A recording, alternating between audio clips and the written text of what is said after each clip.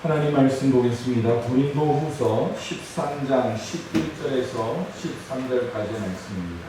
마지막으로 말하노니 형제들아 기뻐하라. 온전히 믿으며 위로를 받으며 마음을 같이하며 평안할지어다. 또 사랑과 평강의 마음이 너희와 함께 계시리라. 거룩하게 입맞춤으로 서로 문안하라. 모든 성도가 너희에게 문안하느니라. 주 예수 그리스도의 은혜와 하나님의 사랑과 성령의 교통하심이 너희 무리와 함께 있을지어다. 아멘. 할렐루야. 우리 옆에 계신 분들과 인사합시다. 사랑합니다. 축복합니다. 다시 한번 인사를 가요. 주님의 이름으로 문안드립니다.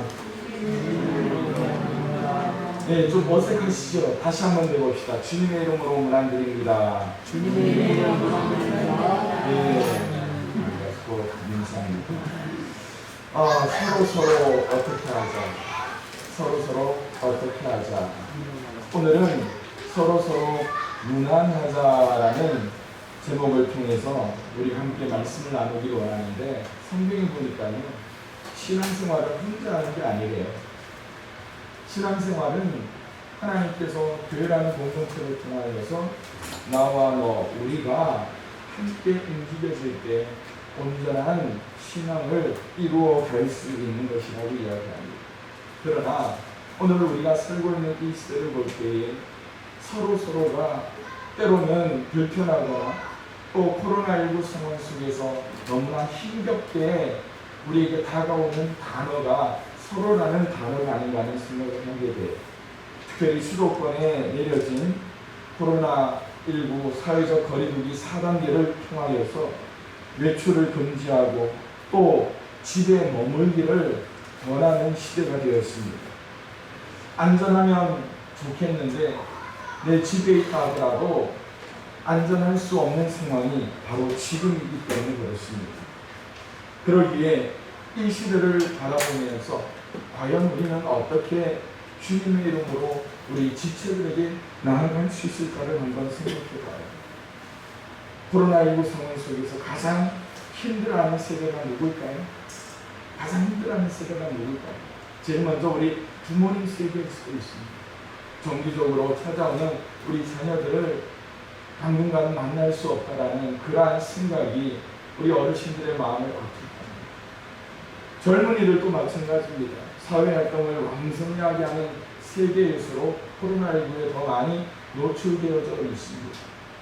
그래서 여러분 뉴스를 통해서 보신 분들은 아시겠지만 물건 사러 쇼핑센터, 마트에 갔다가 확진자가 지나갔다라는 그 뉴스를 듣고 하루에 수천 명이 코로나 검사를 받기 위해 몰려있는 상황을 보게 됩니다.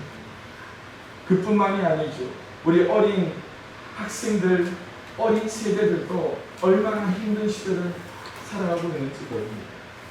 학교에 정기적으로 가서 그들이 배워야 할 교육, 그리고 친구들 사이에서 함께 누려야 할 사회적인 학습이란 것이 있는데, 지금 코로나19 상황 속에서 수도권의 학생들은 한 학기 동안 불과 한두 달, 출석한 숫자로 따지면 한 달, 두 달밖에 등교를 하지 못하는 어려움 속에 있다. 에너지를 발산하면서 이 키도 크고 또 지식도 크고 정서가 자라야 되는 시기에 그들의 에너지가 그냥 이 속에서 사그라들 수밖에 없는 것들을 보게 됩니다. 또한 세대가 있습니다. 바로 예수 믿는 교회를 바라볼 때 참 힘겹다라는 생각을 하게 됩니다. 지난 1년 6개월 동안 교회 여러 활동을 하지 못하면서 수많은 사람들이 교회 나오고 싶다라고 열망하던 그 시기가 엊그제 같은데, 이제 수많은 사람들이 그렇게 이야기를 한다고 그래요. 교회 안 가도 되겠다라고 안도하는 세대가 되어버렸다는 것입니다. 이러할 때에 우리 속에도 그런 마음이 들고 있지는 않은지, 특별히 젊은 세대들이 그 위기 속에 가장 많이 흔들리고 있고, 이전에 가나안 세대라 하여 교회 안 나가도 되는 그러한 신앙의 삶을 정립해놓은 사람들과 더불어서 수많은 세대들이 술교회의 세대로 빠져들고 있다는 것을 보게 됩니다.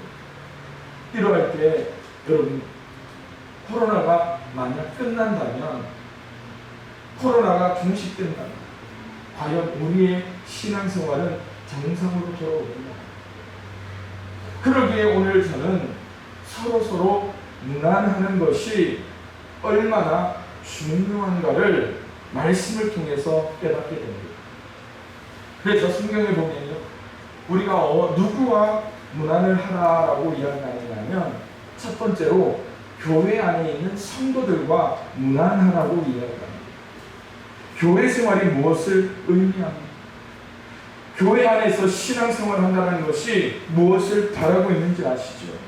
바로 하나님은요, 이 삶을 통하여서 하나님 나라의 그러한 소망을 우리가 품게 하고요, 또 이곳에서의 하나님께 예배하는 삶을 통하여 궁극적으로 우리가 하나님 나라가 임할 때에 그곳에서도 여전히 예배하는 자로서 쓰임받기를 하나님께서는 원하고 있다는 것이에요. 그래서 히브리서 기자는 이렇게 말씀합니다. 이는 그가 하나님이 계획하시고 지을 터가 있는 성을 바랐으며, 우리가 무엇을 바라고 있는다고요? 하나님께서 지으신 거룩한 성, 하나님 나라를 바라보며 우리가 순례자의 삶을 살아가기를 원하고 있다는 것이에요. 여러분, 해외에 나가서 한국 사람을 봤을 때 얼마나 기쁘겠어요? 그렇지 않나요? 여러분, 또 하나, 여러분들이 서울이나 대도시에 잠깐 이 여행이나 또 일을 보러 갔는데 우연히 갔다가 옆에 있는 우리 이웃을 만났다고 생각해보세요. 얼마나 그 마음이 기쁘겠나요? 대중교통을 잘 이용하지는 않지만 상주에 와서 대중교통 버스를 타고 처음으로 서울을 한번 나왔습니다. 그리고 버스를 타고 한번 내려와요.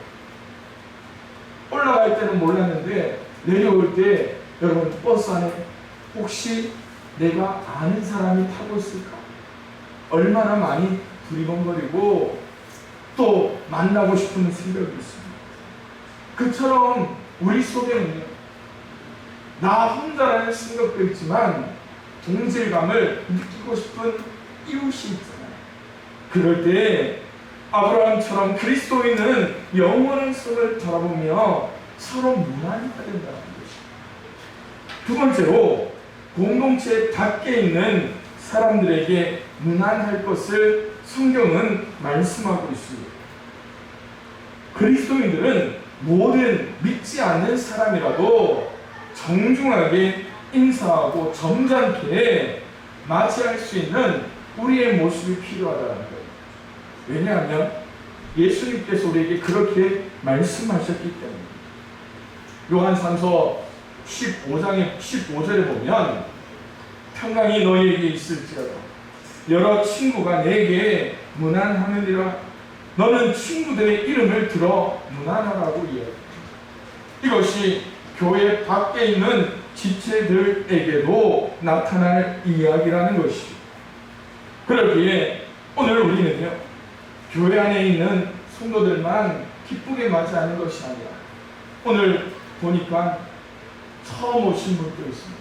우리 교회에 처음 오시는 분도 있고, 또 제 기억에 지난번에 한 번 왔다가 방문하시고 오늘 두 번째로 오신 분도 있고, 또 병원에 갔다가 수술을 마치고 오랜만에 오신 우리 시장님도 있죠. 이 상황 속에서 그래, 아니까 반기는 것이 아니라 몰라도 서로 반기면서 나의 마음, 아니 하나님의 그 기쁨을 우리가 누구에게라도 선물할 수 있는 그러한 너그러운 마음이 필요하다는 것이죠. 마태복음에 보면 예수님께서 이렇게 말씀합니다.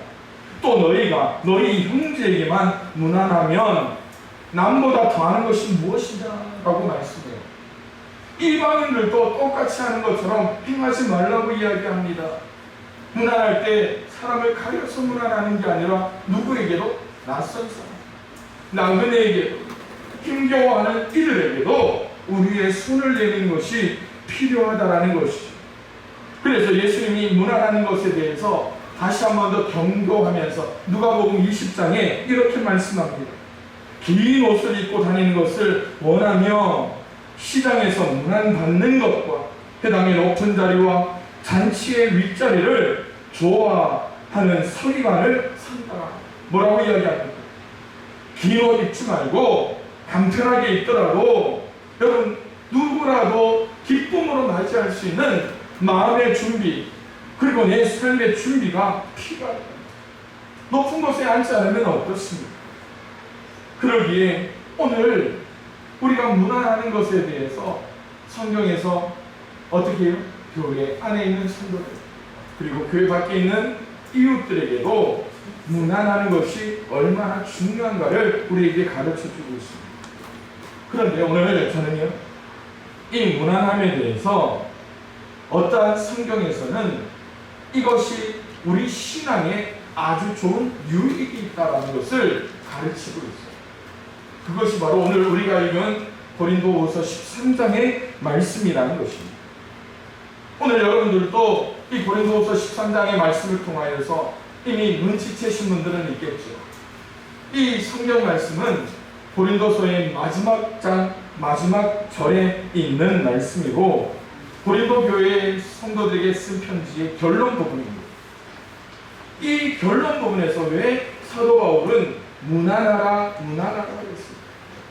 그뿐만이 아니라 사도 바울은요, 로마서 마지막에도 그가 아는 이웃들을 향하여서 무난의 글로 인사를 하고 서신을 마무리하는 것들을 보게 되죠. 그럴 때 저는 이 고린도 교회를 향한 이 사도 바울의 격려와 권면이 교회의 분열 가운데 받았던 상처를 해결하여 주고 또 서로 신앙이 성숙하지 못한 가운데 서로에게 주었던 여러 가지 아픔을 회복하고 그리고 그들이 신앙 안에서 자라게 하려고 하는 사도의 바울의 마음을 알게 되더란 말이죠. 그래서 오늘 말씀과 같이 서로 무난할 때에 어떤 유익이 있을까? 첫 번째 그것은요, 서로 무난할 때 그리스도의 분량까지 자라나게 된다는 거예요. 여러분, 제가 여러분들이 지금까지 설교 말씀을 얼마나 잘 들었는가 이제 질문을 하나 해보려고. 지난주에 제가 충분히 힌트를 드렸거든요. 서로 격려할 때에 우리에게 주어지는 유익이 뭡니까? 서로 어떻게 된다고요? 성장합니다. 기억나시죠? 제가 서로 시리즈를 하면서 첫 번째로 항상 넣었던 게 뭡니까? 성장 안에 유익이. 서로 격려할 때 어떤 유익이 있더라고요? 성장. 서로 덕을 세울 때에 어떤 유익이 있더라고요? 어떤 유익이 있습니까? 다 가르쳐 주겠잖아요. 뭐 한다고요? 성장. 이게 하나님의 원리더라고요. 무난할 때도 마찬가지입니다. 무난할 때 어떤 유익이 있더라고요? 성장. 오늘 우리가 읽었던 이 13장 11절 이하의 말씀을 알기 위해서 1절부터 10절까지의 내용을 살펴보면 바울은 고린도 교회 성도들이 자신의 그러한 성도들을 향해서 바울이 지금까지 말씀을 해 주었음에도 불구하고 여전히 회개하지 않고 죄와 불의와 함께 행하는 그들의 모습을 보면서 하나님의 그러한 사랑을 간구하고 있는 것입니다. 그들의 모습 가운데 주는 가장 중요한 말씀의 한 가지가 바로 11장 5절의 말씀입니다. 13장 5절의 말씀. 너희는 믿음 안에 있는가? 너희 자신을 시험하고 너희 자신을 확증하라고 이야기합니다. 아울러 온전히 진리 위에 서서 선을 행할 것을 권면하고 있습니다. 본도교회의 첫 번째 문제가 뭐였습니까? 자기 자랑, 자기를 너무 내세웠다. 고린도교회의 어려움이 뭡니까? 분쟁이에요. 자기의 뜻을 하나님 앞에서 꺾지 않으려고 하는 그러한 모습이 있습니다. 신앙이 뭐라고 제가 말씀드린지 아시죠? 나 혼자는 안 된다라는 거예요. 그렇기 때문에 하나님은 교회를 허락해 주셨습니다. 나 혼자는 안 되기 때문에 내 옆에 있는 지체를 허락해 주셨습니다. 요즘 사회가 얼마나 개인주의에 빠져 있습니다. 코로나 상황 속에서 조심하라 조심하라 이야기하지만 많은 사람들이 이렇게 이야기한대요. 나만 안 걸리면 된다. 나만 안 걸리면 된다. 요즘 이 자리에 앉아 계신 분들 아마 어르신 빼고는 거의 한 80% 운전을 해서 차를 가지고 다니시는 분인데, 오늘날 지지난주에 뉴스에 나온 걸 보니까요, 현대 운전자들의 정확한 수치는 잘 모르지만 60%가 차의 기능을 잊어버리고 있는 게 있대요. 차를 운전하면서 잊어버리고 있는 기능이 뭘까요? 어떤 기능일 것 같습니다. 어떤 기능일 것 같습니다. 잠을 깨라고 이제 제가 드리는 문제입니다. 무슨 기능을 잊어버렸을까요? 예, 운전을 안 하시는 분이 이야기하시면 큰일 납니다. 운전하시는 분들이 대답을 하시죠. 방향 지시등을 안 킨대요. 운전하는 분들의 50% 60%가 방향 지시등을 안 킨대요. 그 이유가 뭘까요? 나는 내가 가야 할 길을 가면 된다는 거예요. 방향 지시등이 안 켜더라도 뒤에 있는 차나 앞에 있는 차는 그냥 피해서 알아서 가라는 그러한 마음이 크다라는 거예요. 그게 바로 오늘날 현대인들이 얼마나 개인주의, 이기주의가 되어 있는가를 보여주고 있는 겁니다. 교회 안에는 어떨까요? 교회 나온다 하더라도 간섭받지 않습니다. 간섭받으려 하지 않습니다. 신앙생활 하면서 절대자 하나님, 구속자 예수님을 상실해버리고 내가 주인인 삶을 살아가는 것이 어쩌면 가장 편애하는 시대가 바로 여기에 있다는 거예요. 그러기에 사도 바울이 뭐라고 이야기합니까? 온전하게 될 것이라고 말씀합니다. 서로 무난함으로 온전하게 된다. 그것이 바로 사도 바울의 고린도 교회를 향한 기도 제목이에요. 13장 9절에 이렇게 말합니다. 우리가 약할 때에 너희가 강한 것을 기뻐하고 또 이것을 위하여 구하니 곧 너희가 온전하게 되는 것이다. 무난함으로 우리를 온전하게 하는 하나님의 역사가 나타나게 되는 거예요.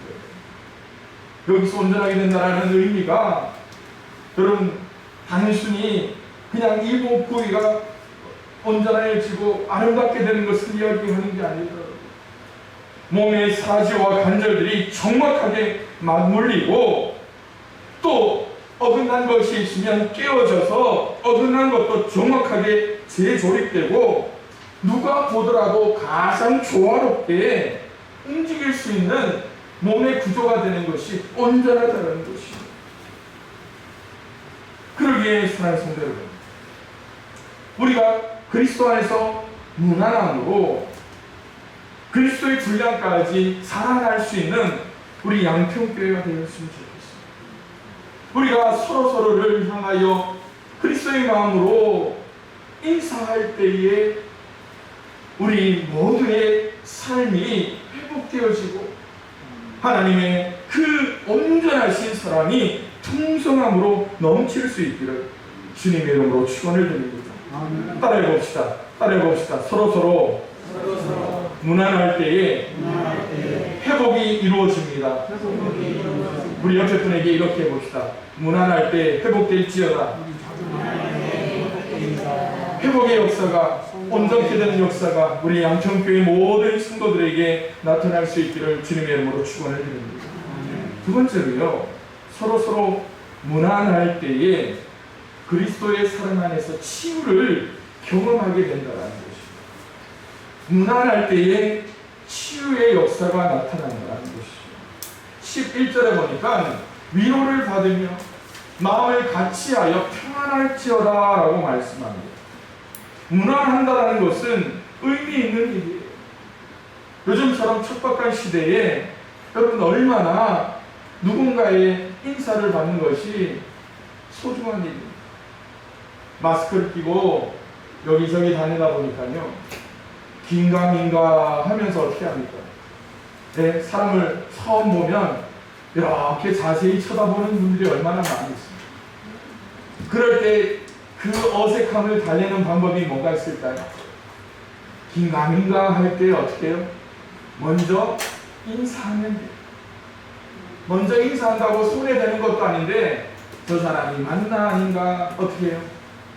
살피고 또 그 반응까지 봐야 하니까 얼마나 힘든 시기인지 모릅니다. 앞서 제가 말씀드렸잖아요.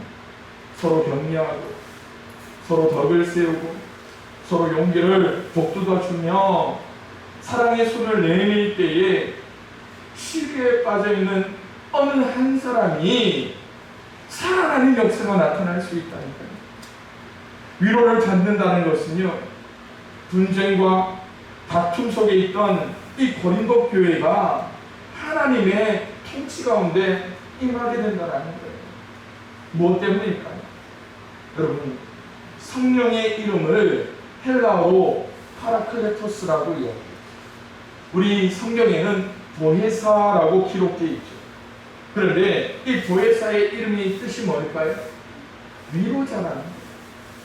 위로자. 여러분이 손을 내밀어 누군가를 향하여 무난할 때에 누가 역사하신다고요? 성령께서 역사해 주신다라고 약속하고 있는 거예요. 그냥 왔다가 가는 것 같지만 여러분,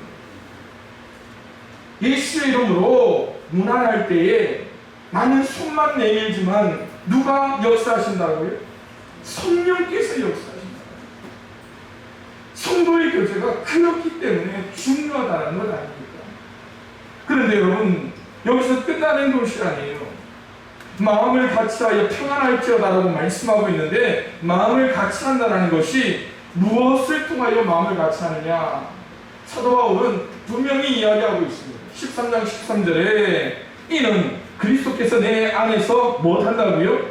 말씀하시는 증거를 너희가 구한다.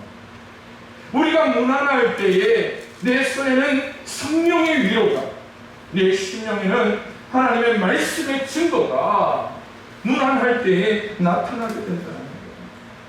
그러기에 사는 성도 여러분 기억해 보십시오. 성령의 위로하심이 전달됩니다. 하나님의 말씀의 증거가 나타납니다.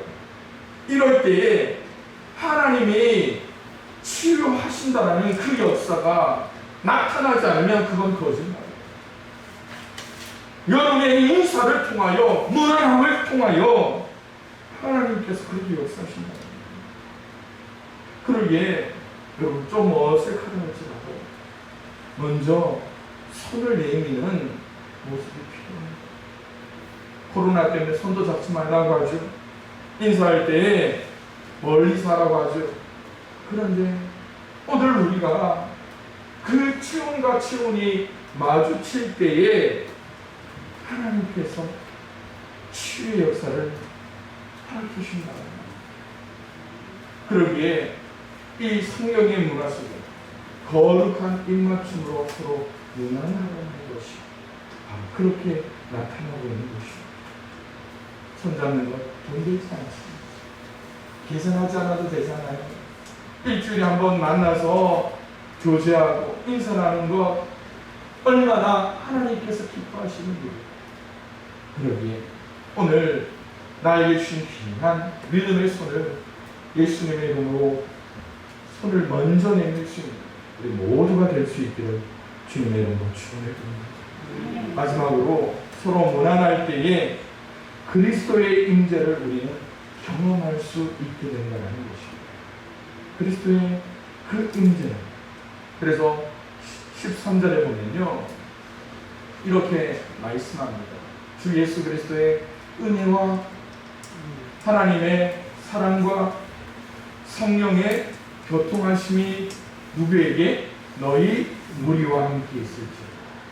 여러분, 이 말씀이 어떤 말씀인지 잘 아시죠? 어떤 말씀입니까? 목회자, 조용한 목사가 예배 마치고 축도할 때에 가장 기본되는 축도의 폼이 바로 이 말씀입니다. 이 말씀을 통해서 전 세계의 예배를 마칠 때에 하나님의 이름으로 모든 성도들을 축복하는 메시지가 바로 이 고린도후서 13장 13절의 말씀을 통해서 선포되어집니다. 이것이 원하는 게 뭡니까? 비록 몸은 이 예배당을 떠나지만 내 삶의 처소에서 하나님의 임재로 모든 성도들이 승리하는 삶을 살 수 있는, 그러기에 그리스도의 은혜와 하나님의 사랑과 성령의 교통하심이 우리 속에 그렇게 소중하게 나타날 수 있다는 겁니다. 그러기에 오늘 우리의 손을 먼저 내밀고 하나님의 사랑으로 내 옆에 있는 형제 자매를 일으켜줄 수 있는, 무난할 수 있는 넉넉한 마음이 우리 속에 필요하지 않을까. 여러분, 이 시대가 외로움 가운데 빠져 있습니다. 예수 믿는다는 것 자체가 바보란 소리를 듣는 시대입니다. 그런데 이 모든 것이 힘들 때에 우리가 일어날 수 있는 것이 무슨 힘이 있을까? 우리의 손은 왜 남을 위해서 내밀기를 그렇게 인색해 하고 있는지 모릅니다. 손을 내밀어서 누군가를 일으켜줄 때 그 누군가는 그 손을 통해서 폭풍도 지나고 캄캄한 밤도 그냥 순탄하게 지나갈 수 있지 않을까. 하나님의 사랑이 바로 그런 사랑입니다. 지금 우리 이웃 중에 힘겨워하는 이들이 많이 있습니다. 우리 교인들 중에도 힘겨워하는 분들이 참 많이 있습니다. 외로움에 빠져 있는 분도 있고요, 우울증과 또 여러 가지 중독에 빠져 있는 분들도 있습니다. 그럴 때 여러분, 우리에게 주신 가장 강력한 무기인 두 손을 통하여 서로 무난하며 십자가의 사랑을 증거할 수 있는 우리가 되기 원합니다. 그래서 우리 함께 기도하며 나갈 때에 하나님, 무난의 능력을 통하여서 우리가 온전케 되게 알려주시고, 성령의 그 위로하심과 말씀의 온전케 하심이 힘겨워하는 이들을 치유하게 알려주시고, 하나님의 임재를 통하여서 우리 모든 공동체가 하나가 되어지며 말씀으로 다시 일어날 수 있도록 주님 일으켜 주옵소서, 살려 주옵소서. 여러분의 신앙을 위하여서 내 속에 그리스도의 문안이 있게 하여 주시고, 우리 가정이 살기 위해서도 우리 가정에 그리스도의 문안이 있게 하여 달라고